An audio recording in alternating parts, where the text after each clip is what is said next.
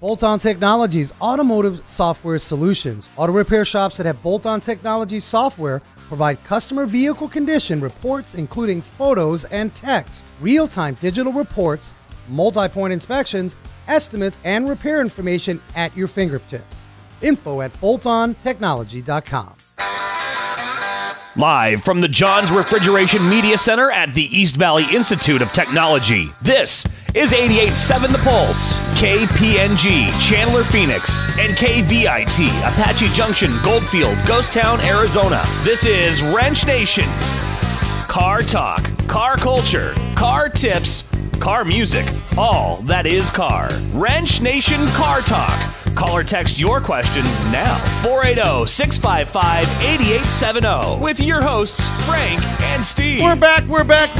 2 hours of Wrench Nation starts at 3 o'clock today here, and you are with us at 480-655-8870. Call or text anytime. Hello there, Frank. What is happening, you mechanical maniacs joining us every Wednesday, chilling out in your ride. Maybe you got a little traffic out there, or you're catching this on the replay in the podcast. You're home, baby, for some car care and culture and just about anything that you want to talk about car care related. 480-655-8870. Yeah, we're here to answer any questions you may have. If there's ever something wrong that you think might be wrong with your car, or maybe you've even had the car already diagnosed and you just want a second opinion.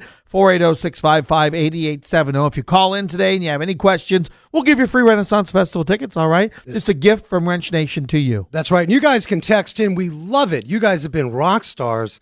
God, you guys have been participating with the show. I already have somebody who's asking a question about today's topic, which we'll get to in a few minutes. Yeah, and I just want to tell you, you guys, man, you guys rock. If you have, look, we try to design a show that is relevant, that's educational, it's entertaining. You guys know you can get on over to Wrench Nation Facebook. Man, there's just so much going on, and we want to take you on that journey, which means, like, right now, people, you can text in. We want to hear what you have to say. And certainly if you got a question, don't be fearful. We're not the big, bad, blankety-blank car care guys. I think we have to also do a little poll today after we get to the topic. And we'll throw it out there a little bit later.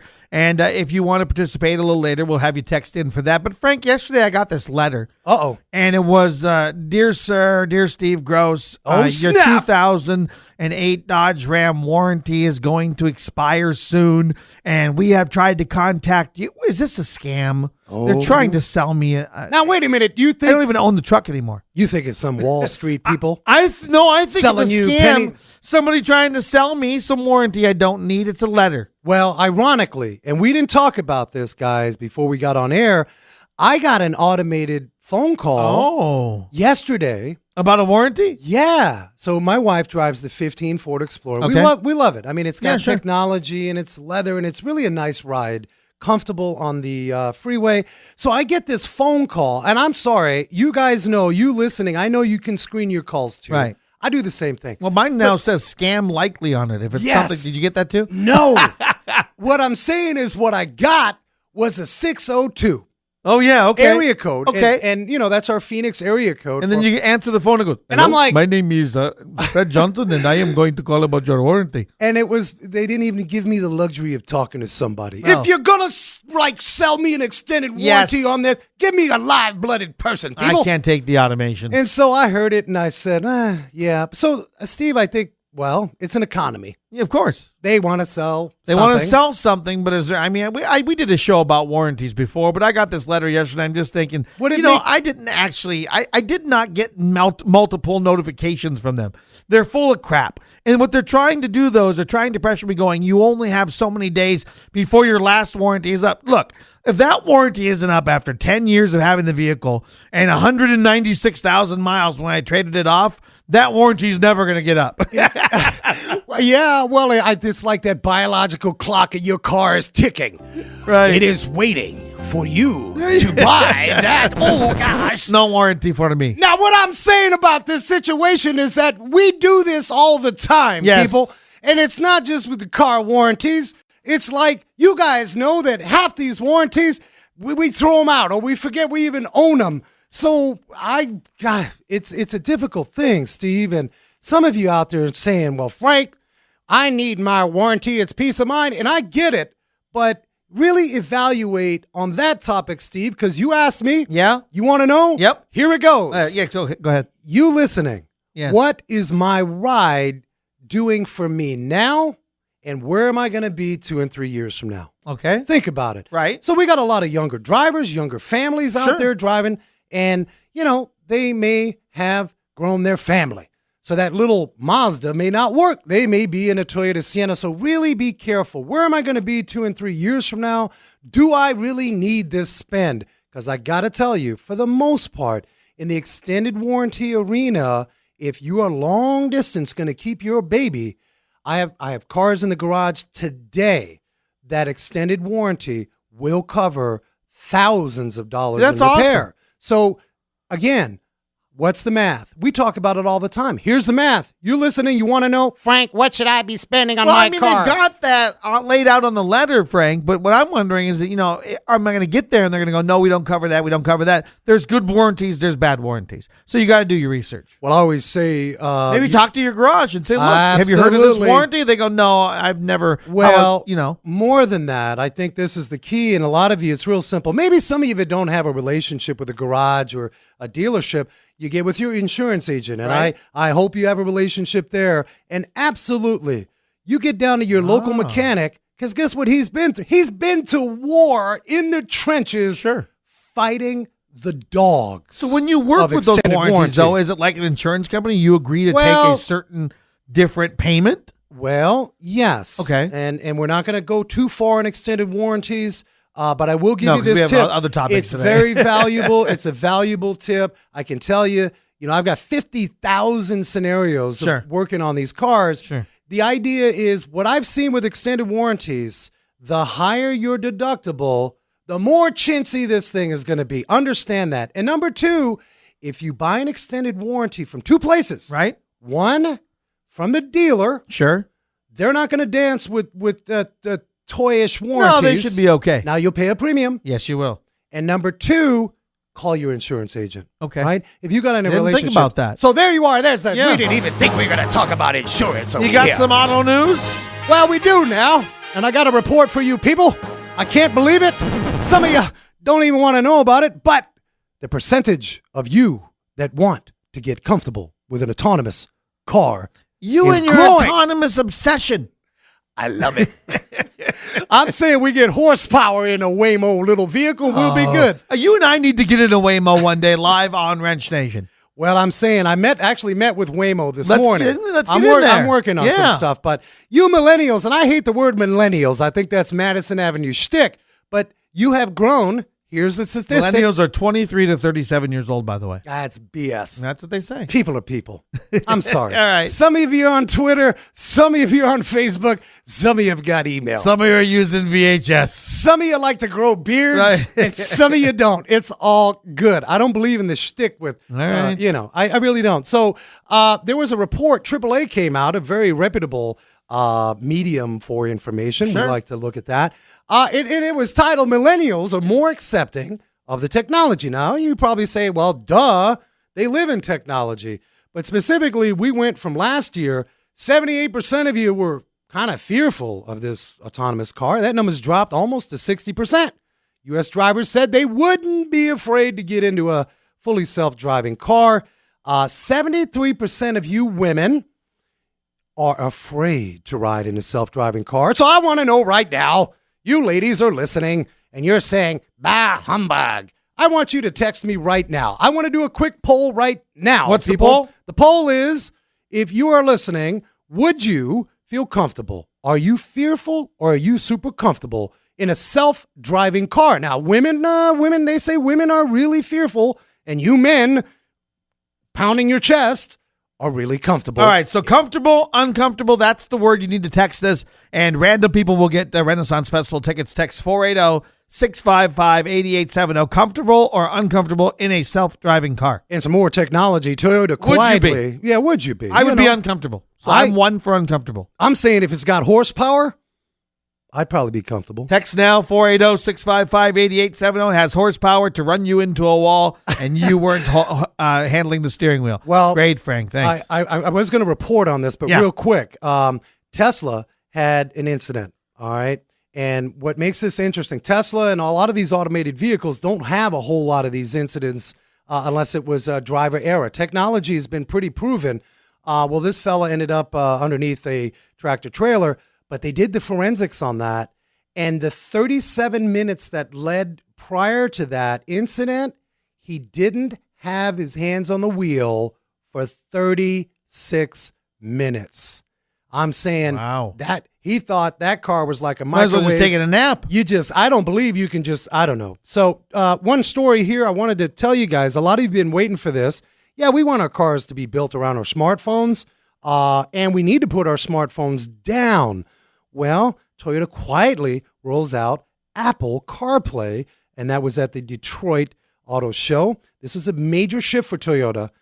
They didn't really, a lot of manufacturers didn't really buy into this years ago. They weren't sure, but a lot of you said, hey, I want to be able to synchronize my cell phone and be able to do business safely, people. If that is even a term, Steve, technically you should put your cell phones away, throw it in the back seat. Distracted driving is killing you, people. Yes. And dopamine, for that matter. You guys know every time you get an alert, you get a dopamine injection to your brain, and while you're driving, you're like, oh, I got to see who's liking me on Facebook.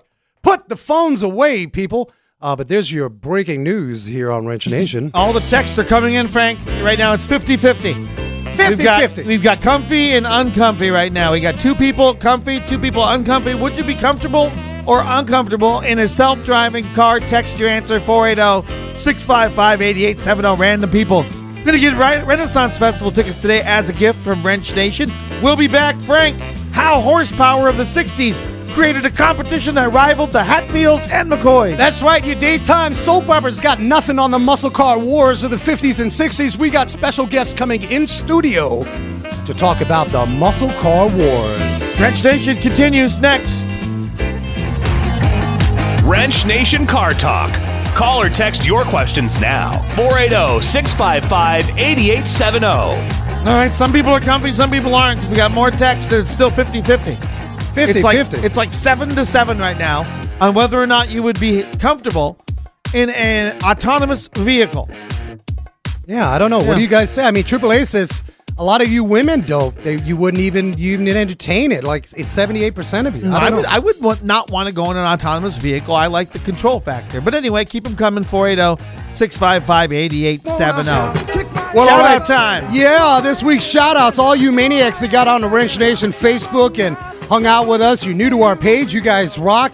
And then, of course, the Parts Authority, Pronto Auto Parts, with over 90 locations across the country. Parts you can count on, where the answer is always yes. Get your VIP club card and enjoy those savings and member discounts. Check out Parts Authority, ProntoAuto.com. And guess what, people? We're going to be out at the NHRA testing, and we'll also be out at the races formally. They've got the Pronto dragster out there, so we're going to be pumping that up on Facebook. You guys check that out. All right, so today's topic, snap. Car Wars. That's right, that's what we're talking about, Car Wars. So I got some Car Wars music. I stole it from Star Wars. Look at you go. You're such a creative DJ guy. So just a creative genius. Well, all right, we're talking about the muscle car wars. Okay. Now, you may have heard about these muscle cars in the 60s and 70s, but the legendary stories behind these cars are, they make a daytime soap look like chump change. You say muscle car to me, I immediately think Mustang. That's the first one I think of. Definitely, Mustang. Okay. I think it would be safe to say we are talking Chevy, GM. Yep. Right? Ford, and pretty much Dodge, right? Did Dodge have a lot of muscle cars in the 60s though? They did, and we got guests the Charger, up. I guess. Yeah. We're gonna dive into that more.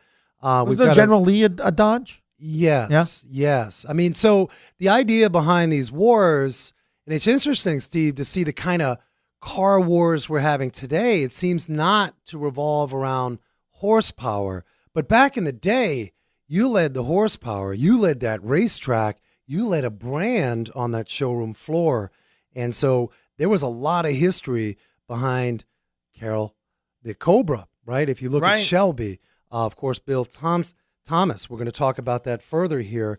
So the thing about it is I'd like to kind of fast forward today because we got a lot of youngsters listening to the show. Maybe you've been to a car show. Oh, Sure. wow. I mean, you I see know a lot of them. videos and, some of us they don't quite associate when we say muscle car Right. wars to the true blood and passion and spirit. Today's car, blood, passion, and spirit seems to be behind technology that's centered around your smartphone. I mean, if you think about it, we want more MPG. We want the steering wheel. That's to miles do a per few gallon, things. people. I mean, look, Wally and I talked about this. RPMs. We got paddles on the steering wheel Right. that do what? What are they? Are they really doing anything They can tell you everything. for the average vehicle that has those paddles? So today doesn't seem to. We don't have those type of wars, Right. And we're talking about You're right. the blood sport of racing, Sure. the midnight hour of burning of oil to make a correction to a Grease lightning. all that kind of Yeah. stuff. So Before we go to the Wiser Advisor, I do have another caller. Lori's on the phone. She's got a question about her 2005 Nissan. Lori, good morning or good afternoon. How you doing? Good. How are you? I Good. have my daughter going to be getting in my car in a second here from school, but Oh, I'm what- good. How are you guys? Good. What kind of car do you have? A Nissan Xterra 2005. Oh, okay. Quick question before my phone dies. Yes. On me too.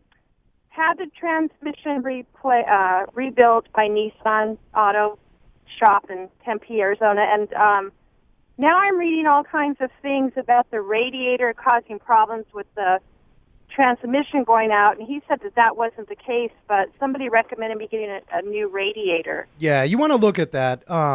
So in a lot of platforms, I don't know specifically with Nissan. I don't have that in front of me, but it's Okay. important to cool down that transmission fluid. Like when we think about our engines, Lori, we think about the antifreeze keeping the engine cool, but that transmission has to also have an operating temperature. So I highly recommend, as a courtesy, you can go back to that garage and say, hey guys, I just want to ensure these winter months aren't too bad, but I don't want to have a meltdown in the spring. Did you guys check the supporting systems, the supporting coolant systems? This case, the radiator, right, Lori? So have them double check that. You can always reach out to us, Wrench Nation Facebook. Go get the children. Don't make the children upset. All right. Thank you, Lori. Thanks for calling in. Don't want your phone to die there. All right. Time to bring in JB, the Wiser Advisor from Bolt-On Technology. Hello, JB. Yo, guys, how you doing? Good. Welcome back. What's going on this week? Oh, dude, this is great. I'm actually in your time zone right now. I'm in Denver. Oh, really? Oh, Nice. snap. How's the weather up there? Actually, it's pretty nice. Yeah. It's pretty clear. It doesn't feel too cold, but I bet you it's colder than you guys. It's like 38 degrees here. Yeah, much colder. I'm a pansy. Yeah. I got the blankets to put on all the bushes because we get a little touch into the freeze. But I know it's funny. Hey, Blankets so for the tell us, bushes. we wanna actually, we got a lot of wrenches across the country that listen to the show on the podcast, and of course, a lot of them are live right now. I'd like to give you the floor and a shout out. We always talk about training. There's so much technology. What are you doing in Denver? Well, we're out here for the ASA Colorado Summit, which is actually this Saturday at 7 a.m. to 5 p.m. And as you said, it's training for all the owners, managers, service writers, and technicians. This is a place where you can work with people doing the same thing you are, take classes, and learn how to fix people's cars a lot more efficiently and a lot better. Right, It's Automotive being- Service Association, correct? Yes. Where can they find it? If we got folks listening right now, last minute, they want to sign up for this or get down there, where do they go? It's being held at the Lincoln Tech in Denver, which is on 11194 East 45th Street, and that's in Denver. Okay, cool. Okay, and there's a phone number here if you want to call and get more information. I'll get that out. 303-202-5231. All right. Everybody is welcome. Very good to support training for you wrenches out there. So, JB, we're talking muscle cars. Lots of history. Of course, when you think of muscle cars, you think of Carroll Shelby. You think about the 67 Mustangs, and some of that was taking place back then. When you started wrenching in your early career, which was what, 1960? Nice. I'm making 92 today. I'm saying you roll with it. Add another 20 years to that, buddy. I know. But I'd like to know, in your mind as a younger mechanic, because we got younger wrenches listening, we're all turned out by horsepower. I don't know a single person that wouldn't, have the need for speed, respectfully, on a racetrack. But, Right. Give us your experience before you challenge us. We've got just a few minutes to ask you this question. What turned you on? What muscle car made you just want to show up every single day and turn wrenches? Well, it actually wound up being a really big surprise to me. My grandparents owned a 70 Chevy Impala that had a 327 underneath the hood. Nice. And it had nothing else, no power, nothing. So it's just a stripped-down car. You didn't need all that fancy stuff. You had horsepower under the hood. Yeah. So I went to tech school, and they asked me, hey, do you need a car to work on at tech school? I said, yeah, well, take the Impala. Well, when I got behind the wheel of that thing and I hit the gas pedal, holy moly. That's where I understood the whole thing about power and being able to fly down the street, because that car was pretty dang incredible. All right, well, speaking of power. My mom had a Ford Granada and a 302 in it. I mean, the Granada was a four-door car. Yeah. But it looked like a police car, and it took off, and it had some power. Yeah, it had some power. So speaking of power, you are trying to empower our listeners, and you are ready to challenge Steve and I with your challenge question. We want to know, what is the challenge question there, Mr. Weiser Advisor? Shoot it. All right, guys. We're talking about muscle cars here, and here's a little hint. Muscle cars and music go together. There's been many songs written about cars throughout the ages. Oh, I should win this one. Oh, boy. This should be easy. Which one of the following songs is about the car that is considered to be the first muscle car ever? Okay. Here's the names of the songs and the writers. Go. Maybelline Okay. by Chuck Berry. Okay. GTO by Ronnie and the Daytonas. Ooh. Rocket 88 by Jackie Brenston and the Delta Cats. Okay. And 409 by the Beatles. Which one of those songs is about what's considered the first car that was going to be named a muscle car? Wow. Well, I tell you what. Wow. Man, you can't. Listen, I barely got through my SATs, man, to get into college. We got to take a break. Do we want to get the listeners to chime in? I'm saying you guys listening need to help us out. Okay, text in now, 480-655-8870. Text in now. Which one is it? Repeat the question and the answers. Go. You got it. Which one of the following cars has a song written about it and is considered the first muscle car ever? Maybelline by Chuck Berry, GTO by Ronnie and the Daytonas, Rocket 88 by Jackie Brenston and the Delta Cats, or the 409 by the Beach Boys. Oh, gosh. All right, so here's what we'll do. We'll take your text right now at 480-655-8870. When we come back, we're going to get the answer from JB from Bolt On Technology here on Wrench Nation. Plus, we're going to continue on our topic and bring in some more guests on Wrench Nation. Don't go anywhere. We'll be right back. Car talk, car culture, car tips, car music, all that is car. This is Wrench Nation with your hosts, Frank and Steve. All right, the Weiser Advisor, JB from Bolt On Technology on the phone. He's challenging us again. This time he's got a music challenge. JB, one more time, the question. That's ridiculous. Okay, which one of the following songs is about the car that is considered the first muscle car ever? Okay. Maybelline by Chuck Berry. Maybelline, Chuck Berry. Losing your. Repeat that second one again. GTO by Ronnie and the Daytonas. Sure. Rocket 88 by Jackie Brenston and his Delta Cats. Okay. 409 by the Beach Boys. Okay, so listeners, their most voted for one is 409 by the Beach Boys. Is that correct? That is not correct. All right. Oh, what? Why do you come on this show trying to stump us, man? We ain't working for the federal government trying to get all tricky with us. Now, may we bring the music genius in? I've been doing radio for a long, long time. All right? So I'm going to go with Rocket 88. Is that correct? The answer is correct. Yes. Oh, all right. I go with Rocket 88 now. Rocket 88. It was what's his name? And Ike Turner was part of that group. Jackie something. Jackie Brenston. I love the name of these guys. I got to read it again. Jackie. Oh. We're starting to lose you there, JB. Are you there? Jackie Brenston and his Delta Cats. Okay, yes, and his Delta Cats. And Ike Turner was part of those Delta Cats. And this not only was the first song, this is like the first rock and roll song ever. Yes. Yeah. Yes, because. Do you know why? Well, because rock and roll came from R&B music. Right, but why? Also because the guitarist in there damaged his amplifier and had a distortion out of it. And it's one of the first songs with distorted guitar. Look at this. Look at this. You're even more of a music genius than me. You should go on Rock and Roll Jeopardy. Look at you go. And the old 88, here's a little more factual. The old 88 was the car in 1959, so it's the very beginning that everyone says that this is the car.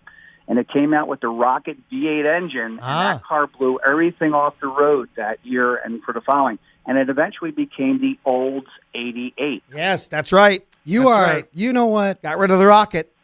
He's going to ask for a paycheck one day. Yeah, exactly. I know it. I can see it coming. Well, you know. All right. Well, speaking of that era, we cannot even establish an engagement of the muscle car wars without bringing attention to Carroll Shelby of the Cobra legend. So I want to get into, a lot of you listening me know the name.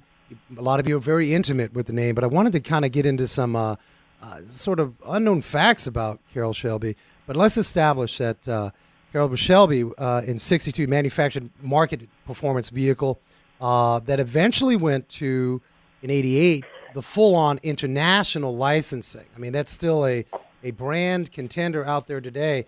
So many of you don't know, if you go back to some of the old school pictures of just the regular mechanics or the racing legends, you see most of them in overalls, Steve. Yeah. I mean, the overalls was the thing. I was watching Gomer Pyle and Andrew Griffith last night. He worked at Wally's service station. He had overalls. It was fashionable to have the overalls. And so most would say that Shelby single-handedly made these overalls cool. And here's the story.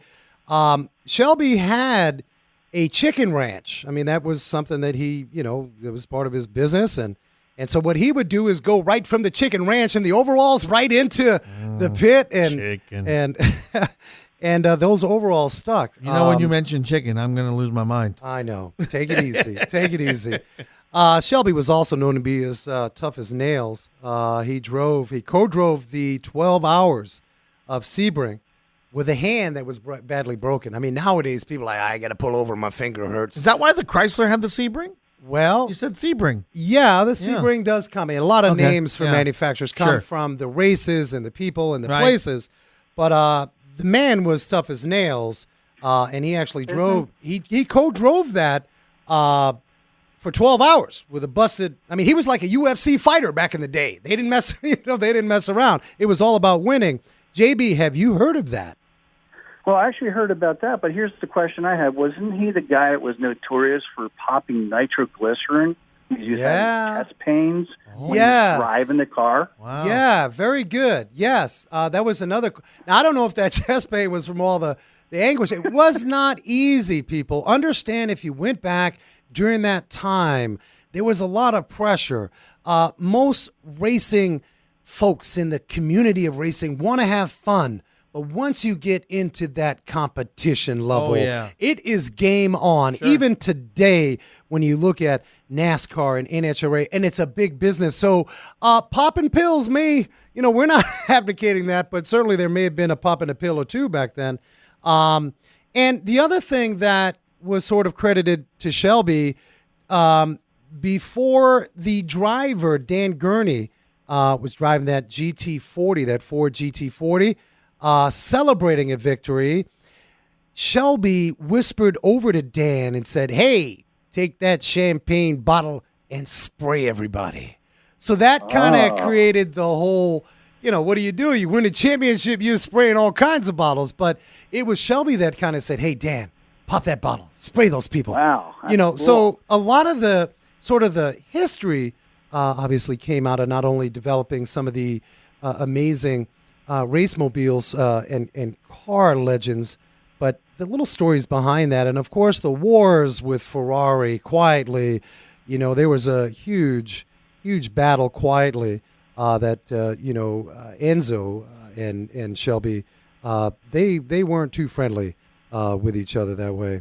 And so some fun facts for you. We do have some special guests here. We kind of talking up the Ford, which later Shelby went over to Dodge. But we got a special guest. You guys want to hold on here. Bill Auxier with the BTM. This man is a passionate restorer of the original answer and attack to the Shelby, and that was the Cobra Killer, the Corvette Cheetah, which was recently at Russo and Steel. You guys get on a Facebook. We did a little video capturing that. We got Bill Oxier and, of course, the great Wally Cahill for car reviews. Hold on to your seats, people, JB, as we come back. Thank you so much, the Wiser Advisor. We'll catch you next week. All right, guys, take care. Thank you. Wrench Nation continues. Car talk, car culture, car tips, car music, all that is car. This is Wrench Nation with your hosts, Frank and Steve. As always, 480-655-8870 if you want to call at any time. Wrench Nation on Facebook, wrenchnation.tv online anytime. Check out the podcast uploaded every Sunday. That's right. We're talking about the muscle car wars, people. Put those soap operas down because there's a lot of more juiciness coming. You guys know that the muscle cars back in the day, they were the drive behind branding. If you were Ford, you better know how to race. If you were GM, you better know how to win on that racetrack. Sure. And I thought to myself, you had to have performance. Where are we at today? I mean, what are we racing? We race, but it seems like technology with these Well, kids. look at Fast and Furious. They're racing. Yeah, that's everybody now. They're drifting. I got kids in the garage, my youngsters. They're like, hey, Frank, we're drifting. It's like, oh, okay. I mean, it's racing. It's competition. Sure. We got Wally Cahill, does our new car review, of course, with Channel 3 every Sunday. Make sure you check out Channel 3 on Sunday. Wally is in studio. Rock on, Wally. Hey, man, I'll tell you, this is my show here. That's why muscle cars. You know, that's where I grew up. Well, let's let our listeners know, Wally, you, like, your tagline is like, what did you say? Like, you have motor oil in your blood? If you cut me, I bleed 30 weight, man. I know. That's another thing. All these new cars now, the tolerance is so tight. Yeah, it's like mineral weight. oil. Yeah, it's zero like, weight. I mean, if you look at the Toyota Prius, it's like, I actually bleed Crisco, so sorry. He's a chicken, man. And I want to also bring in Bill Oxier. Bob. I screwed that up. Bob, you can smack me. Go ahead. Bob is an amazing wrench. He is a pioneer. Bob, if you bleed, you certainly would have oil. There's more about you behind restoring the legend and keeping that up with the Corvette Cheetah. Welcome to the show, and forgive me for screwing up the name. Please tell the folks, what are you doing today? Well, we are restoring original Bill Thomas Cheetahs that were built back in 1964 and 5 and 6. There was only 29 built. There's only 15 in the world left today. Wow. And there's 10 in America. And we have 4 of the original Bill Thomas Cheetahs in our shop today. Wow. So we restore them, the original ones. We're the only shop in the world that has the tooling to be capable to replace any parts necessary. Right. And we build a tribute car, tribute Cheetah, exactly like the original cars, except the welds are a little bit better, a little bit higher quality control. You've improved some of, because there were some design problems, flaws. Sure. Yeah, but today it's restorations. Like I said, we've got 4 of them. We've got about 2 years worth of work ahead of us. Yeah, we're going to get to more of that because that's, look, you guys listening understand that you can watch a YouTube channel thing of this, that, and the other thing, but who is going to continue this history? And a lot of times it's not the big money. We all think, well, bring in the big money, they'll continue it. We are talking about the spirited passion behind the wrench, the mechanic, a little bit of design. Wally, you hung out with some folks on the Shelby side, and Carol Shelby I hung out with. Well, man. You just straighten me out, why don't you? That's right. Tell us about, because before we dive into sort of GM and Corvette and all of that, tell me about Shelby. I mean, he was an incredible individual on the racetrack and having the foresight of designing these muscle cars. Well, yeah, and it was like a conglomerate of a little car from England that he brought in, and then he talked Ford into giving him some motors. So let's go there for a minute. So the manufacturers at the time, they were like, okay, there's some racing going on. So are you saying that the manufacturers had to be talked into this, or did they see an opportunity to brand their name? How did that work with Shelby and Ford? First thing, Shelby was probably the best salesman you're ever going to meet. All right, that's a You good know, right qualifying there. factor. Yes, and that's where I believe he dealt with Lee Iacocca, who was at Ford at the time. Yes, later Yes. for Dodge, where he Yes, went. yes, Yeah. that's where we know him from, but he started over there. So basically, Carroll convinced him that he was bringing in some cars, and I can't remember what. Do you remember what car it is? You know, The AC? yeah. Well, is it? But it had a name. Was it the Austin something? Well, I just called them the AC. Yeah, the cars. AC.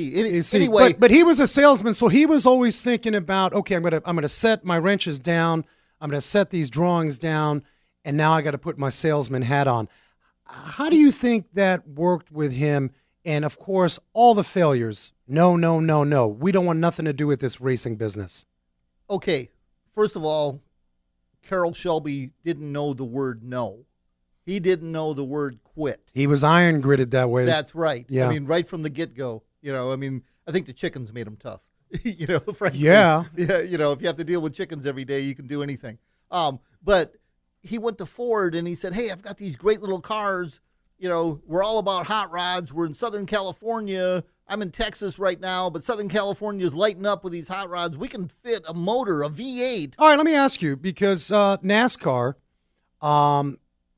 with prohibition running East Coast up and down, Sure, from the sure. city down south, is it fair to say that California was kind of like, that was the brainchild of racing, or did we have some competition, East Coast, West Coast? Well, East Coast, West Coast, and back then we didn't have internet, we didn't have cell phones, and they didn't know what each other was doing. Right. And frankly, Did they spy on each other? absolutely not. There was a respect then. No, No? they didn't know they existed. Oh. Either end. Oh, gosh. Yeah, these are moonshiners on the East Coast for NASCAR. Yeah. You know, Buddy Baker and those guys, I mean, they started off, they were running moonshine from the cops. They had like Yeah. 40 Ford hot rods with 100-gallon tanks in them that they would fill up with moonshine, and they had dirt roads running through the mountains, and that's how these guys learned to drive. And it was a business. I mean, they just happened to be in the business of getting it done and going fast. Absolutely. And that's all they cared about. Absolutely. On the other end of the country, where California was, A little laid back. well, everybody was coming back from World War II.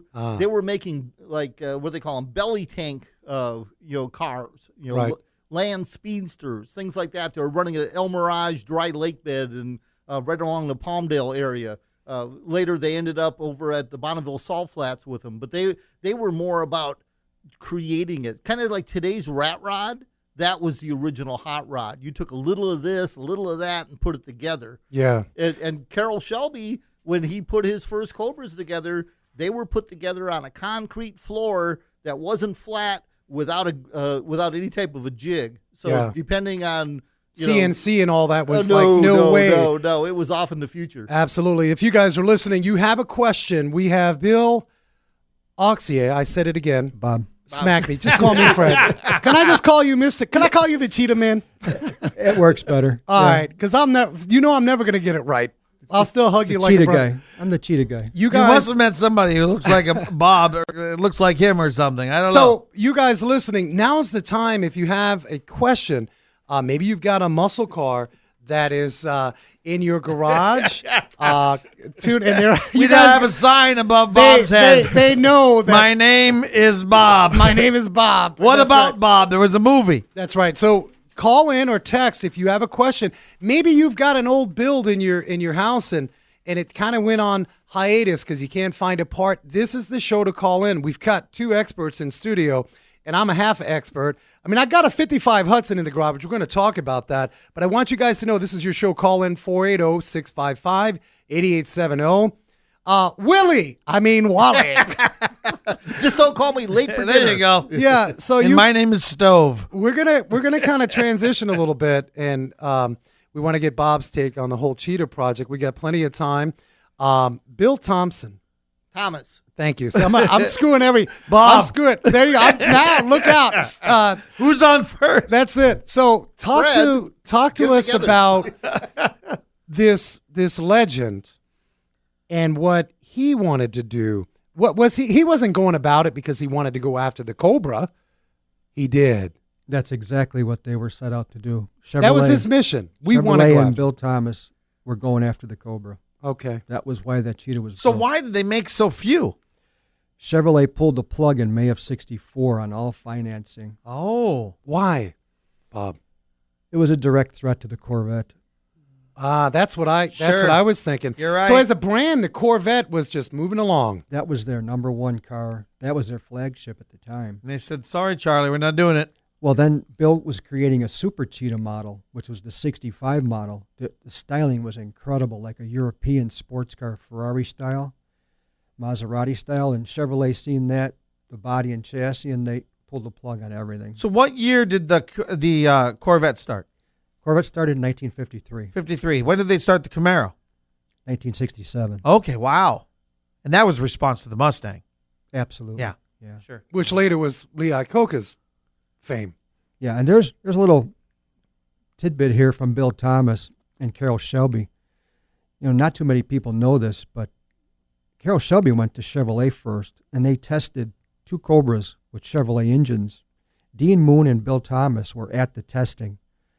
Chevrolet said, we're not interested, but they did test the first Cobras with Chevrolet-powered engines, Wow.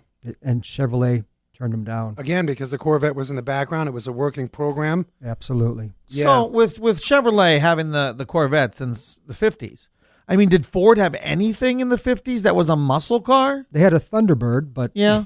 I don't consider that the same. but Well, yeah, I mean, don't it know. looked kind of cool, but they were okay, but it wasn't in the class of No. the Corvette. no, not at all. Wally. So not until the Mustang. Sorry. was that they had was it in. Yeah. was Ford kind of late to the game that way? I mean, because it seemed No, like Ford was ahead of Chevy. Chevy was always chasing them. But- Believe it or not. but Look the at Because Corvette- more people were going to buy family cars than they were going to buy muscle cars. but Corvette. It seemed like the Corvette was already an Well, established the Corvette brand. was out there, but you know, something just came to light when you were talking there, and I got to put it out. I spent time with Carroll Shelby, and I spent time with Bill Thomas. How cool is that? That's Wow. amazing. That's Yeah. awesome. That's Awesome. cool. Yeah, And I thought Yeah. Ed Sheeran was cool. Yeah, well, I don't know. Well, you know, I spent Yeah, time with I Ed don't know Sheeran about Sheeran. and Charles Barkley. But hey, So that's interesting. Was there a rivalry? Absolutely. I mean, real. Like if they were in the same room. Absolutely. Industrial espionage was happening everywhere. Wow. Everywhere. You know, believe me, there's a lot of money behind. I happen to have a Ford Performance shirt on right here. It was the only clean shirt in the closet. Well, I'm a there's Ford oil. guy. As long as there's oil in your shirt, you'll be all right. Don't There worry. is. But it man, I'll tell you, industrial espionage happens even to this day. Let me ask you. You said that Shelby had the grit. He Yes. never took no. Correct. Thomas, was he kind of cut the same way, or what was his angle? You know, I only had a chance to spend like one day with him, and he was up in the years. You know, Bob would know better than I. Bob, you Bob, were tell friends us. with him how I many know years? you live and breathe. That whole. Well, I Thomas. was fortunate to have a relation with Bill with him at his home for 14 years, from 1994 to 2009 when he passed. So I got to know him really well. When nobody else would talk to him about cheetahs, he wouldn't even answer questions with anybody about. Why cheetahs. is that? Did it hurt him? When Chevrolet pulled the plug on the Cheetah, he was very angry because he really had a great sports car, and the Super Cheetah was the one coming. They've already fixed all of the small problems with the little car, he called it, and they pulled the plug on him, and he never did forgive him because that was the Chevrolet, really the true sports car in America, because the AC bodies were being built and chassis were being built for Cobra overseas, and they were just putting the driveline and tires and wheels here. Mm-hmm. This was a 100% American-built sports car compared to the Cobra. And he was really hurt. He thought that Chevrolet should have stuck with it. But the Chevrolet banned all the people that were in charge of funding backdoor Cheetah projects were getting in trouble. Bucky Knudsen, Zorro Duntoff, these guys, Vince Piggins, these guys were threatened with their job over the Cheetah project because it started to blossom. And they had to walk away. They had careers. They had to be quiet Yeah. or they were going to lose their position. Yeah. And Bill Thomas, he was a very stubborn man. I mean, the man went through engineering school for aircraft, and he worked with the military in aircraft. So that's how the Cheetah started. Super lightweight. You can see some of that. Super light. And if you're listening, of course, not driving, to get a sense, we can only paint so much of a picture here.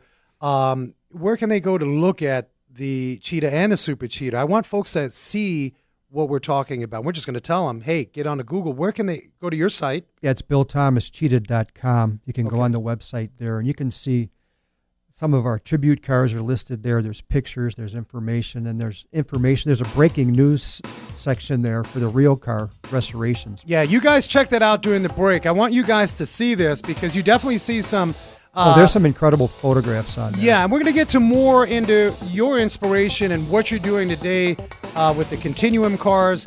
Wally's got the new car review, and please call in or text 480-655-8870. Yeah, I'd like to do a text poll right now. What's your dream muscle car? 480-655-8870. Text it in. What is your dream muscle car? 480-655-8870. Random people will get Renaissance Festival tickets to you.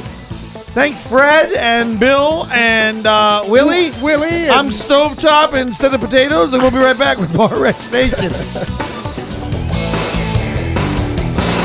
This is Wrench Nation with your hosts, Frank and Steve. All right, Frank, so text at 480-655-8870.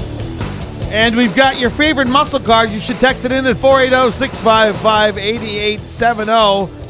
Got a couple listeners. How about the 1976 Pantera, a yellow one? Yeah. Who made the Pantera? That's a good question. It's not for me. Bob? Ford. Oh, He's Wally? he's the Ford guy. Okay, you're the The Ford Ford guy. guy. Ford made the Actually- Pantera? Yes, actually, the funny thing is I was a Chevy guy growing up. Yeah. You know, I just happened to know who was, first on race day, or what we used to say is found on the road dead. What in the world is a CUDA? Barracuda. A Barracuda. A Barracuda. Yeah, he's talking about the Hemi CUDA, I'm Yeah, sure. the Hemi CUDA, 426th Street Hemi CUDA. Absolutely. Steve's coming a long way. Yeah. He's been out. We're going to get him to the garage. Hemi CUDA. He's come a long way, little by little. All right, yeah. So who made that? Dodge, obviously Hemi. No. Yes. Yeah. Okay. Yeah. Well, I just figured the Dodge Well, Hemi. Plymouth. It was Plymouth. Plymouth. Okay. Yeah. Yeah. Plymouth. And what Chrysler. about? Of course, I know this. '69 Corvette Z71. There you go. Yeah. A 427 in it with 435 horsepower. Yes, but there was an LS6 454 that was available too. 1970. Yeah. Well, okay. So there, but it's made in '69. It hit the street in '70. You guys resetting with us. If you're just joining the show, you know we went to 2 hours just a few weeks Yes, ago. we did. Perhaps you're joining us. We were on at 4 to 5. Now we're 3 to 5. Tell your friends. We've got Wally Cahill does the new car review on Channel 3, and we're just really He does a new car review here too now. He does, and we're hanging. And Wally is setting me up because for some reason I've got names twisted. But I got to tell you, Bob's here. I'm just going to tell you, Bob Auxier. You got it. Yeah, I got it right. And I'm just going to say this in my mind. Wait, I'll give you the claps. Get the claps There you going. go. You got it right. This boot camp. We got a boot camp soundboard here. All right, Fred. I'm going to just tell you something. When I first met you out in Russo and Steel, there's something about a wrench to wrench. I'm a wrench. I'm not an Ivy League guy. I'm a guy that started, I wrenched in the junkyard. I did mobile repair. You're a door. You're a door. Exactly. And when I met you, I could smell another wrench. That's all I know. That's it. My whole life. And I don't know what to say to you guys listening. Perhaps you mechanics out there. I don't know if I can say that. Can you smell another wrench from wrench? Do doctors do this? Like, oh, he's a pediatrician. I can smell him. It's just something about that. Wally, you get out there in the motorsports world, and you know when you got somebody that's a wrench and then somebody that's just, no. Absolutely. And I bust them all the time. You Yeah. know, in my I mind, mean, not that do. we're trying to do that. It's just No, something no. odd. I don't know. Like, I wouldn't have been able to do this 5 years into my career because my head was in the books. I was like, I wanted to know all about that Rochester carburetor and, how I screwed up rebuilding that thing. And your head's a different place. But after 20, 25 years, it's like you could, like smelling antifreeze, you can smell another wrench. And, dude, The I passion. smelled. The passion kicks in. It does Yeah. kick in. And you certainly couldn't have come this far and done as well without that passion. I want to dive into more of the Thomas story. You met him, and he was a bit beaten, and he was Over the Cheetah, he was. He was. What gravitated you in your talents? What was that connection for you and Mr. Thomas? Well, my background was restoring high-end Corvettes, 57 to 69. So my background was Corvettes. Bill's background really was high-performance tuning the early fuel-injected Corvettes in 57. And he got Chevrolet's attention because they were winning almost every race that he tuned on the West Coast. He sold Bob Bondurant his first race car, Corvette race car, Wow. a 57 Fuelie that Bill Thomas prepared. So Bill's background was Corvettes, and then my background was Corvettes. So it was a great relationship because my background, his background, and his passion for the Cheetah. He's seen my passion for the Cheetah right early because they invited me over with my first replica Cheetah in 94, June. Once he's seen that replica, he thought it was real. And I said, no, Bill, I built it off of pictures. He was blown away by that. Let me ask you, in today's circuit, whether it be NHRA or NASCAR, that same kind of thing has to click for the pit crew. It's almost like the fire department. Can I use that as an analogy? We know that maybe, Wally, you kind of, Yeah. I mean, you don't just, there's got to be a connection in a common ground, almost a spiritual without getting too cheesy, because that pit crew is like the military. It's They like make being it out on work. the battle. They make it work. They're like synchronized swimmers. Yeah. They can't even think about these movements. Wally, you've been around a lot of pit crews, and we'll continue to do that. I've got a plug. We're doing a test and tune. Yes, test and tune out at Wild Horse Pass. We're going to be hanging out with the Coletta crew. Yeah, so if you guys can, if you haven't done so already, we try and get all the information on Facebook. It seems like where all you knuckleheads are hanging out. And so get on a Facebook, like it, because we're trying to get you. We're not doing 30-minute videos. We're going to send you a little 2 to 3 minutes when we meet great folks like Bob Oxier, and we met our Alan Travis, who has the Bugatti. We're going to get that story to you. So just get on a Wrench Nation Facebook. It's kind of where we play and get that information out. Wally, you said you had hung out with quite a few pit crews.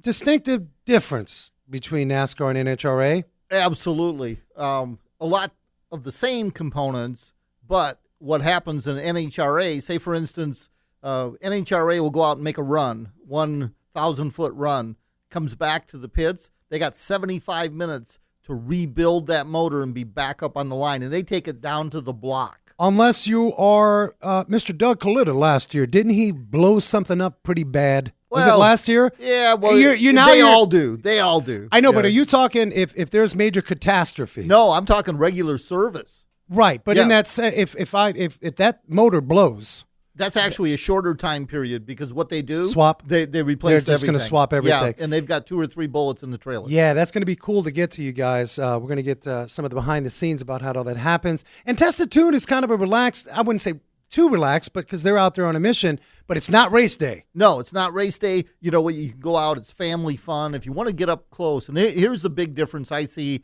between NHRA and NASCAR. NASCAR likes to tout the accessibility of the drivers.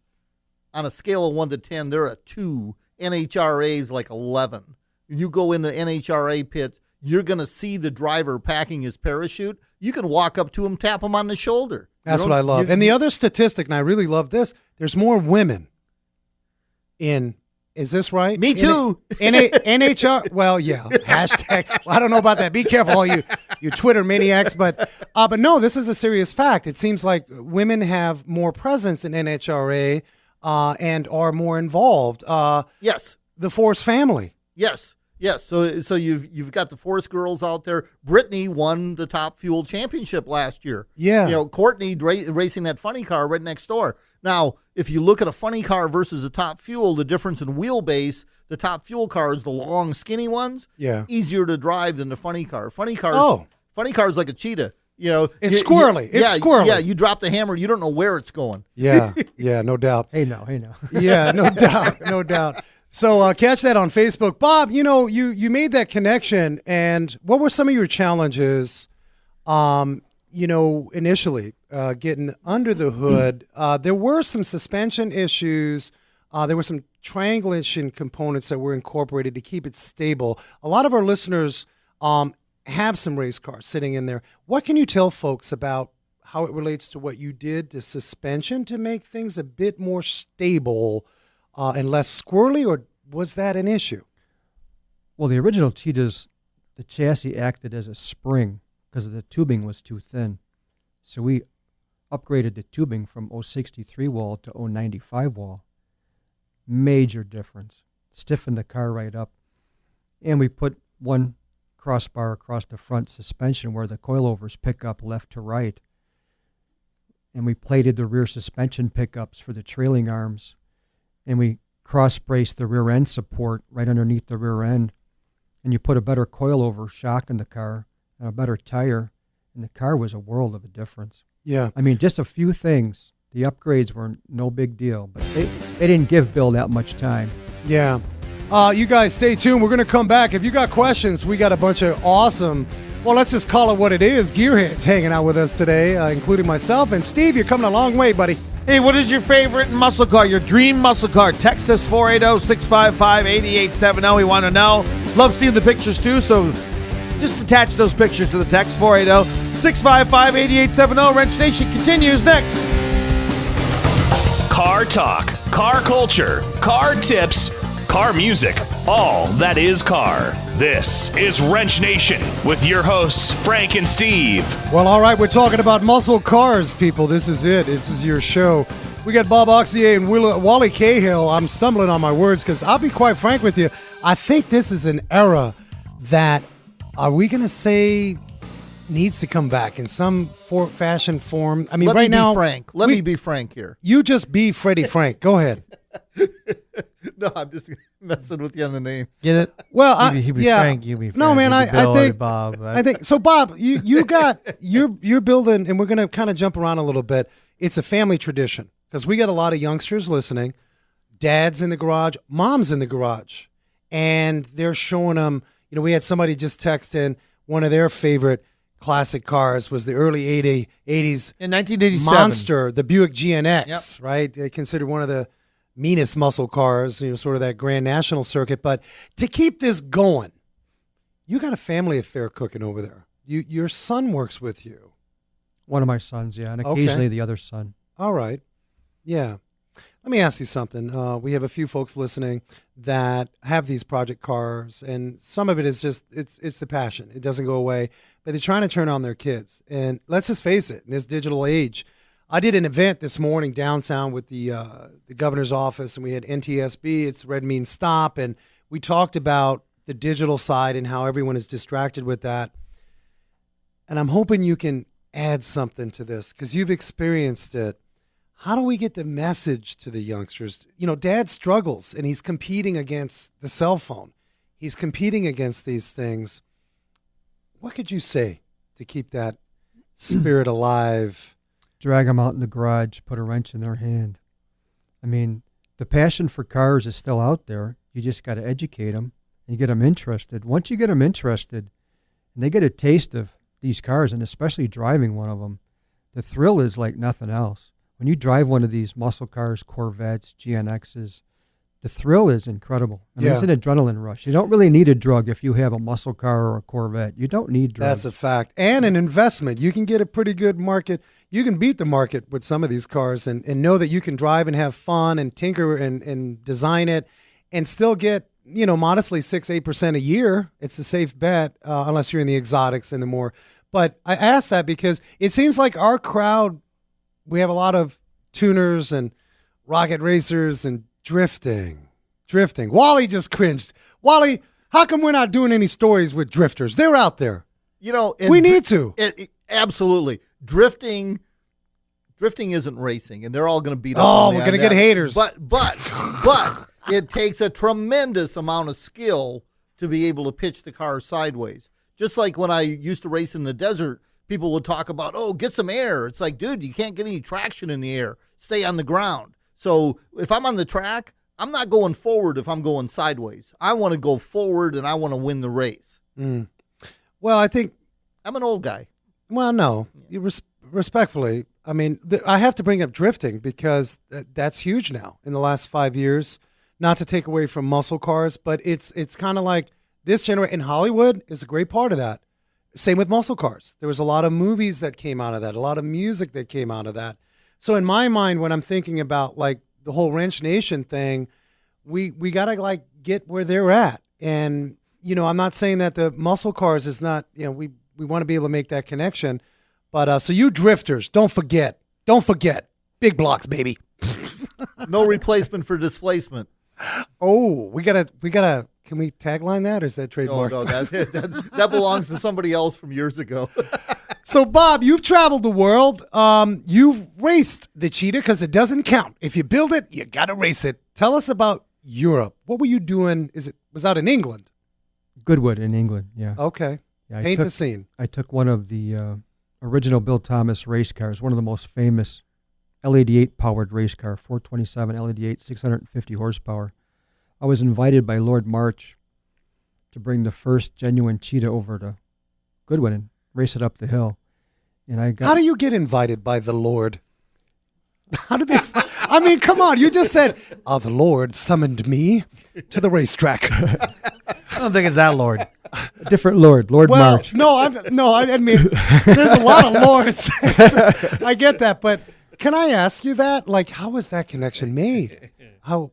I sold the #1 Cheetah aluminum project to a man in England, and he's personal friends with Lord March. Okay. And they really, for years, have been wanting a real Cheetah to come over there to show it to the Brits and to show it to the world, because Goodwood Festival of Speed is one of the biggest racing events in the world.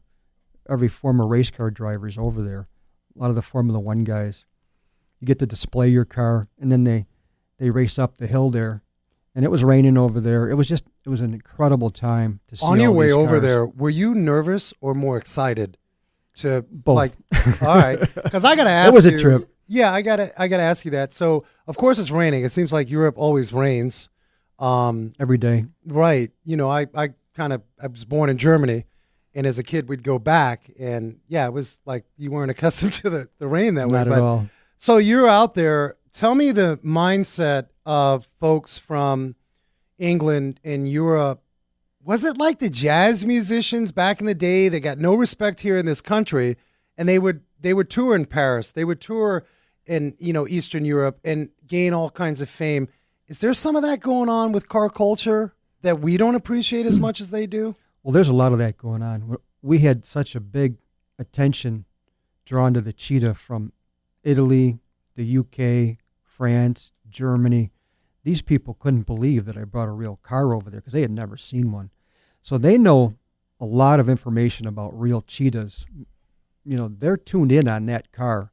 The style of the car is almost European, if you will. It's really an interesting car to look at. It does have those lines. It's almost, I hate to bring Enzo and Ferrari, but it does have. It's similar. It is very similar. So they recognize the style of the car and they love it. I mean, the compliments were incredible. And then for me to drive through the crowds of thousands of people, this attendance for this event is probably 300,000 people from all over the world. So you're on the racetrack. It's raining. It's muddy. You're going up the hill. Were you in control? Absolutely. I like that.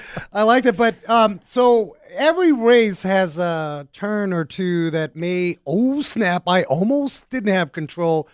Did you ever almost not have control? Well, the first lap, they pointed me in that direction. I was never on the course before, didn't even drive the course, didn't know the course. They said, you take off here. You didn't know the course? No. Was that Went good? over there. I mean, is it good as someone out there racing to say, I'm going to hit it and I'm just going to enjoy it? It was great. Right.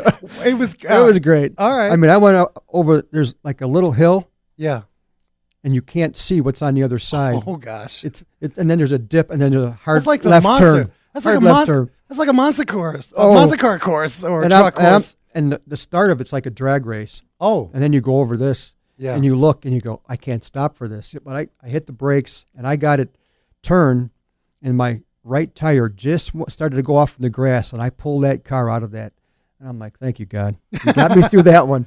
The Lord. So we hear about like our football players in the line. You hear about offense, defense stories. They're throwing sand and whatever. Tell us, like in Europe, are there any tricks? Did they try to stump you and play games? No. Mess with you? No, they really didn't. They're very serious. They're over respectful. there. Yeah. And they love that car Yeah. over there, and they didn't want me to get hurt in the car or hurt that car. Yeah. These are all highly professional drivers from all over the world. We got Bob Oxier, the legend behind the Bill Thomas Cheetah, who's keeping that spirit alive, and of course Wally Cahill. You guys, if you want to call in and ask some questions, maybe some project cars, 480-655-8870. Stick around, we've got more. This is Wrench Nation with your hosts, Frank and Steve. Oh, yeah, we're talking muscle cars today, 480-655-8870. Yeah, and we did cover Carol Shelby, but with our in-studio guest, Bob Oxier, of course, Wally Cahill, we really wanted to take you guys on a bit of a journey with the Cheetah and the Super Cheetah, and we're going to talk about that here in a minute, but I want to, because as tradition, we just started this 2 weeks ago. Wally's got a new car review, and a lot of you out there right now, you've got some tax money. Not sure. You're kind of shopping around. So Wally will give us a new car review, and I say again, please catch Wally on Channel 3 every Sunday morning. Wally, what do we got this week for a new car review, man? Okay, this week we have the 2018 Hyundai. Well, wait a minute. You did like the Price is Right That's now, right. I love that. Channeling him. Yeah. Go ahead, Wally. Go ahead. You kind of look like Johnny Olson back in the day. Hey, a little bit. A little bit. A very little bit. Yeah. Hyundai Sonata SEL, the nice version. SEL. Tell us the difference between SE and SEL. Boy, I don't know. Is that Sport Edition Limited? Maybe. Okay, but it's all about I only test what I get, so I don't know. I hear you, yet. but really, so folks know, because folks will ask. Yes. It has to do with the trim packaging. Absolutely. Perhaps an uptick in transmission function. Same transmission. Okay. Yeah, this one didn't have like paddle shifters or anything. It was powered by a 2.4 liter inline four with a direct injection. That's where it's at. Direct injection. Yeah. Direct injection and dual continuous valve timing. So what that means is, you can get the most torque at a lower RPM. Yeah, so you guys. Four banger doesn't have to be wound up to like 50,000 RPM. It doesn't. It's so managed, and so you guys know, if you're listening, you see a lot of this. We always kind of the ABC XYZ model, but the fact is the CAFE standards, which California leads the way in sort of setting the example. The manufacturers are under a lot of, I wouldn't say stress or duress. Pressure. But the engineers have to come up with something. You want torque, you want power, but they have to abide by these strict emissions laws. So this variable valve timing that you talk about is just one step closer to onboard systems managing the duration of valve lift and things like that when that's happening, because that's going to give you the push. Right. No, it's going to hold the valves open. Yeah. Get a little bit more fuel in there, a little bit more torque. This thing, the little four-cylinder, making 185 horsepower, 178 foot-pounds of torque. Little front-wheel drive burnout, what you saying? Yeah, absolutely. Yeah. Absolutely. Biggest thing about a Hyundai, though, is got to be that 10-year, 100,000-mile warranty. That's a selling point. Yeah, on the drivetrain. Did Hyundai go away from that periodic, or did they always have the 10-year? They always had it. They Wow. introduced it. I remember testing the very first Hyundais when they came out, and let me tell you, they've come a long way. Well, I'll tell you from the garage perspective, because I remember when Kia and Hyundai kind of first came out, mechanics didn't really respect those vehicles. Kind of like a Yugo. I mean, it kept us in business in that sense, but mechanics do feel folks' wallet pain. It's not like we don't care. You're going to pay us to fix it. But Hyundai and both Kia come a long way. Who would this car be suitable for? This car would be suitable for a young family. It's a four-seater, maybe five if you got a young, small person for the center of the back seat. Think of it like a mid-size four-door sedan. Okay. 32 miles to the gallon. Whoa. Yeah, man, it was good. At 180. At 180. So, Mama, if you're listening, right, you drop the kids off and you feel like you got to get on the freeway, bam, 180, moving and grooving. That's at 184 horsepower, not miles per hour. No, Plank, you don't want to go fast. but there's power. Yes. And mainly, like, we get grumpy in the morning. Like, we got to get to where we're going. It's traffic within the laws, but we want to, like, kick it down a bit so we can pass the sport version. Thank you. You hit the little so sport you can button. feel it with this one. Yeah, the sport button on there increases the injector timing, gives a little bit more fuel, probably a couple degrees of advance also. You can feel the if you're just driving with a steady throttle and you turn that sport button on and off, you feel the difference. I bet you if we measured, that throttle position sensor where we can actually see voltage, when a TPS goes bad, we can see where it spikes Is down. that like a WFO? It's a TPS. Oh, okay. For the ABC, of the EFI, of the direct injection. But what you're saying is it's managed. There's a lot of input and output sensors working together to seamlessly manage the ride. Now, speaking of seamless, how's the relationship with one smartphone with this car? Is there any technology in that cab? Yes, Apple CarPlay's in there. Whoa. Yeah. Tell us about that. I don't know about it, All frankly. right. Frankly, well, I I'll really tell you don't. about it. Apple CarPlay. We mentioned that Toyota actually at the Detroit Auto Show came out with that. That's a big deal. I think manufacturers kind of like, let's see where Google and Apple Play want us to, how's that relationship? We all know that Detroit moves a whole lot slower than Silicon Valley, for sure. But they move faster than Wally Cahill because I still use my phone for a phone. I know, Wally, but some of us listening are saying, I need directions, or I hear you. But the technology behind Apple Play essentially synchronizes your phone. The music on your phone. Music, mapping, and that's all integrated. And so what's the price points? Okay, MSRP, bare bones there, not the SEL model, but bare bones starts at $23,706. Fair. The SEL as tested that I actually tested, $25,710. Wow. But factory incentives and dealer incentives are going to get you down to, it's going to drop you about $5,000, like you've heard me say the last couple of weeks. When you walk into a dealer, you see that MSRP, there's $5,000 in it, dude. I mean, you got to fight for it, but there's $5,000 there to be had. Just so you know, I got some emails from you dealership people. I know you hate us, but I that's feel the like fact. I feel like I got screwed the past 13 times I bought a car. Where the hell were you, Wally? Wally, I'm kind of liking this vehicle. You've done the research on the price points. Where can folks find this ride? Do you have any recommendations? Because some of us don't want to spend a Saturday going to like 8 different places. I do this for a living, so I go out there and I do shop around. I know you do, I checked around all around town. I think you just enjoy doing that. I do. Well, I got to put miles on the car. I got to test it. So but you're out. You take a little protein bar and you're out there shopping. Couple bottles of water, man. I ended up on Bell Road. Okay. Chapman Hyundai up there, 999 Bell Road is where I found the best deal, and that is where I learned that there was $5,000 off up there. I see. I like how you go around and you look at the best price. That's cool. I got to. I'm looking out for my peeps. That's cool. That's fair. Where's Wally? Where's Wally? He's up on Bell. You need to get yourself one of those red and white striped shirts. I have one of those. Oh, good. So, Wally, we appreciate that car review, but I'll be quite honest with you. I think that people really appreciate the history. You've been around, and you've talked about that earlier. What do you miss from back in the day that we don't have today? My 69 Z28. Okay. Yeah. That's, people go back in the day, the 69 Z28. Well, frankly, the cars back then, the muscle cars, weren't as fast as the cars are now. If you take a 69 Z28 and lay it up against, say, a new Hellcat, or the guy with the Hemi Cuda that called it or that texted in and said it was favorite car. Break that Hemi Cuda out against the Challenger Hellcat and see what happens. Another one that came in was Mercury Marauder. The Marauder. Wow, all the names were like, they were bad. Yeah.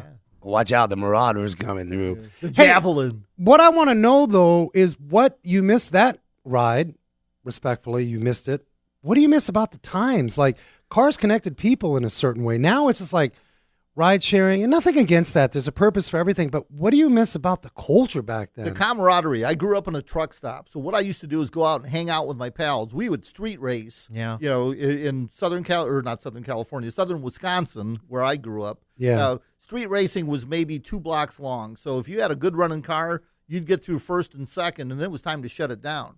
Well, back then, the rear ends weren't as strong.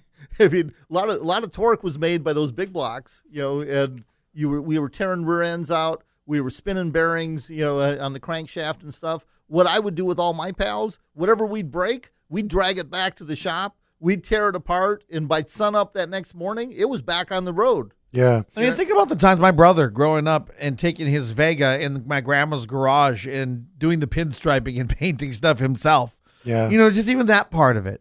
We were at the Haggerty Test Garage, and I thought this was really, really cool. Of course, Haggerty being sort of the authority in classic car insurance, they do auctions. They're really in bed with that whole market.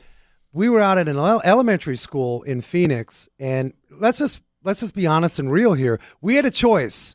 Do we head up to Barrett or do we go to the school and hang out with the kids? They had 6 stations. That was great. It was great. And so they had one station where they had the kids, they gave them paddles, they gave them fake money, and they had a real live auctioneer guy. Cool. And they were bidding. It was so fun. And they got a car. I mean, granted, it wasn't, it was a toy car. Yeah. But, yeah. And then, of course, our friend Alan Travis with the Bugattis. In fact, he made a statement back in the early 1900s. We had no clue what happens to a human body over 60 miles an hour. Could we even breathe? And to see the look and sort of the expression on these kids' faces, that's what we need. And I know we can't solve all the world's problems here, but that's what we need to continue doing. Those fifth graders came together. One thing I noticed, and I'm sure you did too, Frank, was every station, there was, 20 kids there? Yeah. Nobody was talking, cutting up, anything like that. They were paying attention to what was happening. No, man, they had the look. It was like Eye of the Tiger for this little automotive stuff here. You guys stay tuned. We're actually going to cut into a little bit about some suspension and possibly steering. We've got some folks with project vehicles. Bob Auxier here with the Cheetah. We're going to ask you maybe some mechanical questions about what you can do to keep that ride stable, because you had to deal with a lot of that. All right, we'll see you on the other side. Wrench Nation continues next. This is Wrench Nation with your hosts, Frank and Steve. Yes, we are here on Wrench Nation, and Frank and Steve are here, and Bob and Wally are here. We got the whole gang up in here today. You just heard that new car review. Wally, thank you. Understand that we're also going to get that on Wrench Nation Facebook. I missed it last week. We're trying to formulate without inundating you guys. I want to ask Wally and Bob a question. I've got the top selling muscle cars currently of 2017. All right. Can you guess what the top selling muscle car was, Bob? I would say the new Mustang. The Mustang? Okay. Wally, what do you think? I think the Hellcat. You're wrong. Who makes a Hellcat? I don't know. Dodge. Is that the Challenger? Yes. The Challenger is the correct answer. Yeah. And Mustang in second. It was, and actually, for the first time, Dodge passed Mustang. All right, wait a minute. 707 horse. You got a bunch of gearheads in here. I'm just looking here. Is that Wikipedia? I don't know. Hellcat. I thought maybe it was. So No, Wally, it's no. official I think I can believe that. But Wally, speak to the Hellcat. We got a limited segment. Speak to the Hellcat because Okay, Hemi. You're talking about the Hemi Cuda. Sure. Okay, the basic, the same thing. It's not quite the same nowadays, different block and everything.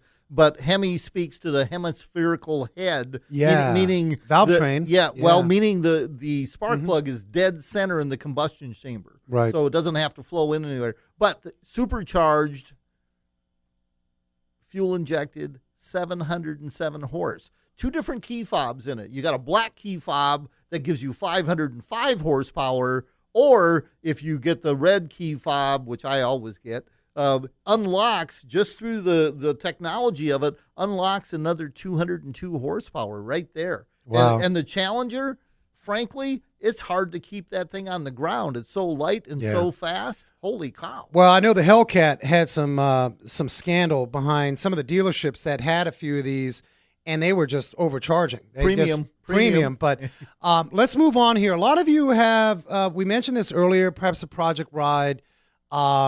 Whether it's a muscle car or, you got an old Nissan 280Z. I want to talk to you about perhaps the big question of what I'm doing right and what I'm doing wrong with mating up horsepower to the wheels. And so, Bob, in your world of racing and restoring and doing the continuum vehicles and talking to a lot of mechanics, what are we getting wrong with horsepower, as it were, for speed? Well, getting the cars to hook up on this street is individually, cars are different. And it depends if you want to come off the line hard or soft. Really, you need to get the suspension stiffer, and you need to get lower profile tires to get it to hold onto the road much better than the factory tires, because low profile tires is very important. And the springs, you need to stiffen the springs or the struts up, and you put a better brake on the car, and it's a whole different car. Right. Wally, you ever run into some problems in, back in the day when you were building and you had some mistakes. You built a nice engine. You got carb was all nice and tuned. Timing was down great. And you had some of these suspension issues? Absolutely. First thing, and Bob touched on it there, the widest tire back when I was doing that was a G70 14. That's like nothing compared to nowadays. So when you're trying to hook up, 400 horse, which, was a good running motor back then. I mean, it was small block Chevys. You might have been 300 horse, 350 horse, out of a 327. If it was the Rochester fuel injection, you had a better running car if somebody knew how to set that fuel injection up, because it was mechanical back then, not electronic. Yes. But the biggest thing that I've learned in the years since then, it's not about the horsepower. Get your suspension down, figure that out, and then add some horsepower. When you can drive the car full throttle with the stock horsepower, then start adding horsepower. But the handling is key. You always want to make sure that car handles, and as fast as it goes, make sure it stops that good too. Right. Today's cars, we mentioned the Challenger, the Hellcat. What do you see now? I got to touch the Japanese market, and I want to kind of switch gears because we have some folks that drive, an Acura NSX, or what respectable car in that Japanese market exists today that has the horsepower, has the steering, the suspension. I mentioned the NSX, which is not around. There's still a great market for that. Right. There's a new one out there. It's pretty pricey. It's pretty pricey. Well, let's get back down. Let's get away from the high price point stuff, because then sky's the limit, right? Right. What affordable? When I mean affordable, let's say we're looking at 30 to 50. Let's just say, if I want to buy in that Japanese market, who gets it right today? I like the Nissan 370Z, I have to say. Pretty impressed with the way that handles. Two-seater car, definitely. A little bit of not even a back seat, but a little bit of area back there, if you need to throw something back there. But it's a true sports car in that.